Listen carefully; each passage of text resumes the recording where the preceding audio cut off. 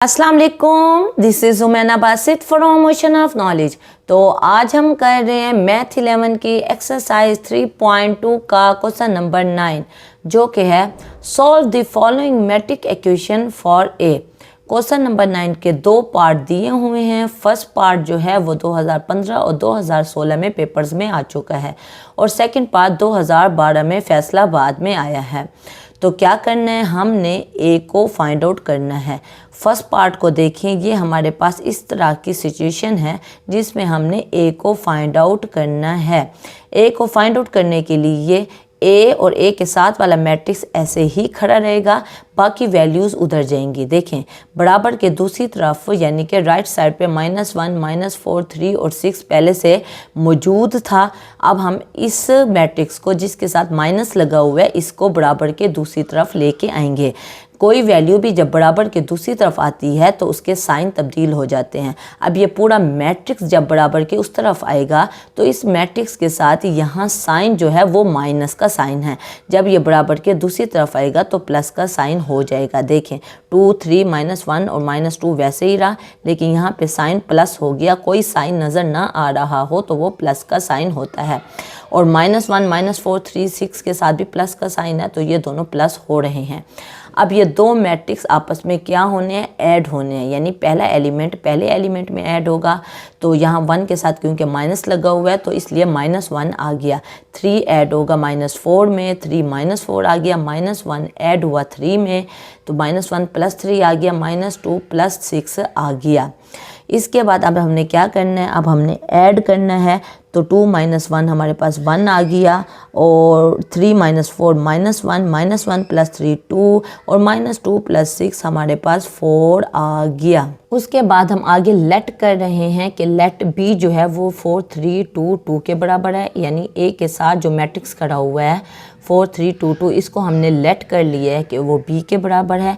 और बराबर के दूसरी तरफ जो वैल्यू खड़ी है जो मैट्रिक्स खड़ा है यानी कि 1 -1 2 और 4 उसको हमने सी कह दी है।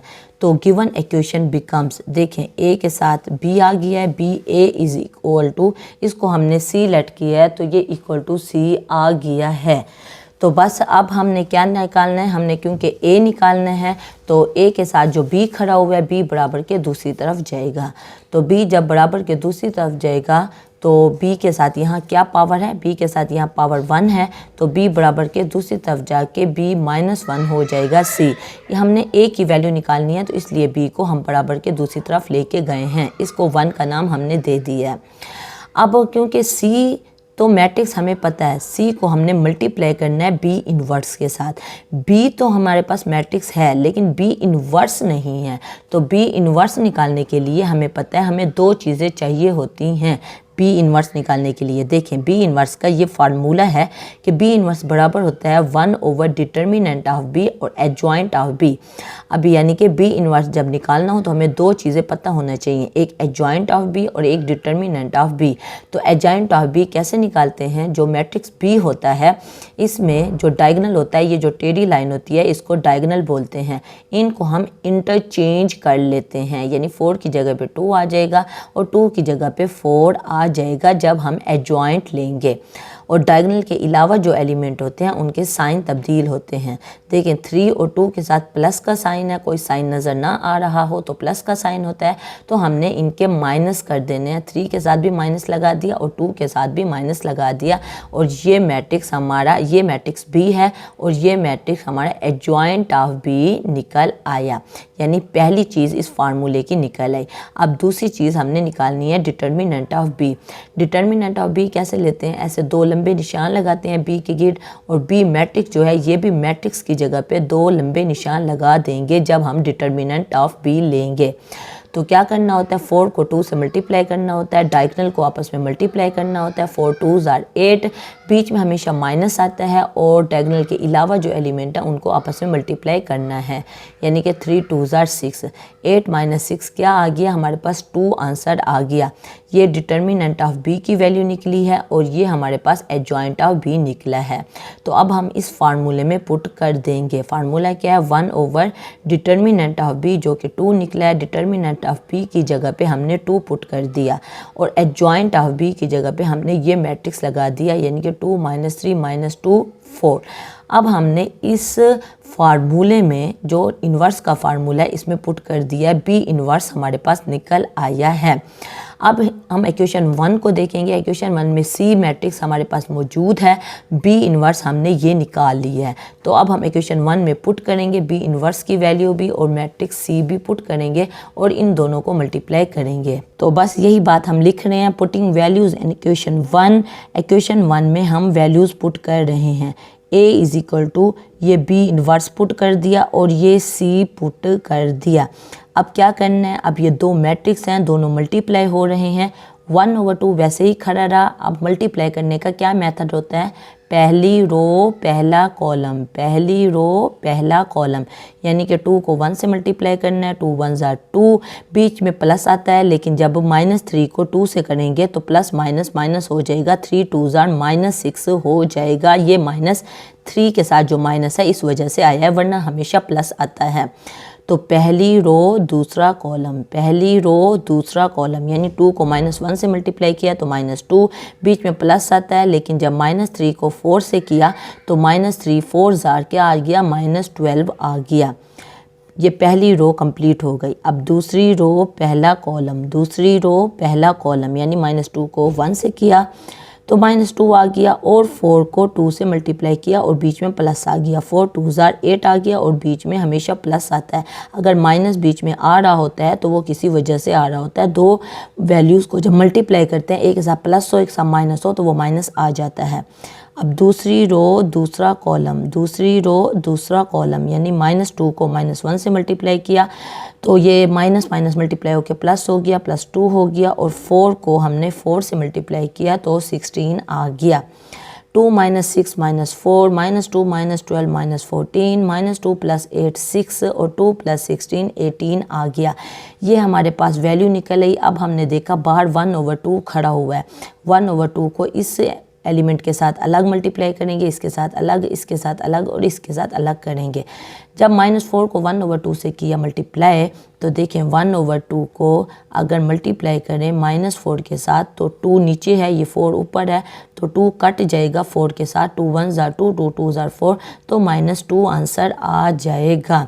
इसी तरह -14 के साथ 2 को कट किया तो -7, 6 के साथ 2 को कट किया तो 3 और 18 के साथ 2 को कट किया तो 9। तो ये क्या वैल्यू निकली है, ये हमारे पास A की वैल्यू निकली है, जो हमने क्वेश्चन में दिया हुआ था कि आप A की वैल्यू को निकालो, तो हमने A की वैल्यू को निकाल लिया है। उसके बाद सेकंड पार्ट है, A है, फिर साथ मैट्रिक्स है, फिर माइनस है, फिर मैट्रिक्स है, फिर इक्वल टू मैट्रिक्स है। हमने क्योंकि A की वैल्यू को निकालना है, ये जो माइनस के साथ मैट्रिक्स लिखा हुआ है, यानी कि ये मैट्रिक्स इसको बराबर के दूसरी तरफ लेके जाएंगे तो वो प्लस के साथ आ जाएगा। अब ये मैट्रिक्स उधर आके प्लस हो गया तो ये दोनों मैट्रिक्स क्या हो रहे हैं, ऐड हो रहे हैं। तो पहला एलिमेंट पहले एलिमेंट में ऐड होगा, दूसरा एलिमेंट दूसरे एलिमेंट में ऐड होगा, तीसरा एलिमेंट तीसरे एलिमेंट में ऐड होगा और चौथा एलिमेंट चौथे एलिमेंट में ऐड होगा और हमारे पास ये आंसर निकल आएगा। अब क्योंकि हमने A की वैल्यू निकालनी है, A के साथ जो मैट्रिक्स है वो मल्टीप्लाई हो रहा है, तो हम इन दो मैट्रिक्स को कोई नाम दे देते हैं। तो हमने लेट B करके इस मैट्रिक्स को नाम दे दिया और C इस मैट्रिक्स को नाम दे दिया। तो A B = C बन गया। यही बात लिखी हुई है। ये इक्वेशन क्या बनी है, A B और =C बन गई ये इक्वेशन। क्योंकि हमने A की वैल्यू निकालनी है, B बराबर के दूसरी तरफ जाएगा, B के साथ यहाँ पावर 1 है, जब उधर जाके B -1 हो जाएगा। इसको हमने 1 का नाम दे दिया। अब 1 का नाम देने के बाद अब हमें, क्योंकि C का मैट्रिक्स तो हमारे पास मौजूद है, B इन्वर्स हमें चाहिए ताकि हम दोनों को मल्टीप्लाई करें तो हमारे पास A मैट्रिक्स निकल सके। तो B इन्वर्स हम निकालते हैं। तो B इन्वर्स का फार्मूला हमें पता तो होना चाहिए, जो कि determinant of B adjoint of B). Adjoint of B भी निकालना पड़ेगा और डिटर्मिनेंट ऑफ B भी निकालना पड़ेगा। B हमारे पास मौजूद है, एडजॉइंट ऑफ B यानी डायगोनल को चेंज करेंगे, इंटरचेंज करेंगे, 2 और 3 आ जाएगा और डायगोनल के अलावा जो एलिमेंट है इनके साइन तब्दील हो जाएंगे। 1 के साथ भी माइनस आ जाएगा और 4 के साथ भी माइनस आ जाएगा। ये हमारे B मैट्रिक्स का एडजॉइंट निकल आया। अब डिटर्मिनेंट ऑफ B लेना है। डिटर्मिनेंट ऑफ B लेने के लिए 3 को 2 से मल्टीप्लाई करेंगे तो 6 आ जाएगा, बीच में माइनस आता है, 4 को 1 से मल्टीप्लाई करेंगे तो 4 आ जाएगा। 6 - 4 2, यानी डिटर्मिनेंट ऑफ बी भी निकल आया और एडजॉइंट ऑफ बी भी निकल आया, दोनों चीज़ें निकल आई। तो अब हम इन्वर्स बी इन्वर्स में पुट कर सकते हैं। तो B inverse is equal to 1/2, 2 - 1 - 4 और 3 हमने पुट कर दिया इस फार्मूले में। इस फार्मूले में पुट करने के बाद क्योंकि हमारे पास बी इन्वर्स की वैल्यू निकल आई है तो अब हम इक्वेशन 1 में पुट करेंगे। इक्वेशन 1 क्या था, A is equal to C B inverse. C की जगह पे हमने सी मैट्रिक्स पुट किया और बी इन्वर्स की जगह पे हमने ये वैल्यू पुट कर दिया जो अभी हमने निकाली है 1/2, 2 - 1 - 4 और 3। अब 1/2 को पहले लेके आए हैं, इन दो मैट्रिक्स को इकट्ठा कर लिया। इन दो मैट्रिक्स को इकट्ठा करने के बाद क्योंकि ये दोनों मैट्रिक्स मल्टीप्लाई हो रहे हैं तो मल्टीप्लाई करने का वही तरीका, पहली रो पहला कॉलम, पहली रो पहला कॉलम तो ये आंसर आया, पहली रो दूसरा कॉलम तो ये आंसर आया, दूसरी रो पहला कॉलम तो ये आंसर आया, दूसरी रो और दूसरा कॉलम तो ये आंसर आ गया। इनको ऐड किया तो हमारे पास ये मैट्रिक्स आ गया। 1/2 अलग अलग हर एलिमेंट के साथ मल्टीप्लाई हो जाएगा। जब 1/2 को -6 से मल्टीप्लाई किया तो -3 आ गया, 1/2 को 5 से मल्टीप्लाई किया तो 5/2 आ गया। उसके बाद 1/2 को -20 से किया तो -10 आंसर आया, 1/2 को 16 से किया तो 8 आंसर आ गया। और ये हमारे पास क्या निकल आया, ये हमारे पास ए निकल आया जो हमने निकालना था। तो कोई कन्फ्यूजन हो, कोई मसला हो, कोई बात समझ ना आई हो, आप नीचे कमेंट में पूछना, मैं इंशाल्लाह कमेंट बॉक्स में उसका डेफिनेटली जवाब दे दूँगी। तो अपना ख्याल रखिएगा। ओके, फिर अल्लाह हाफिज़।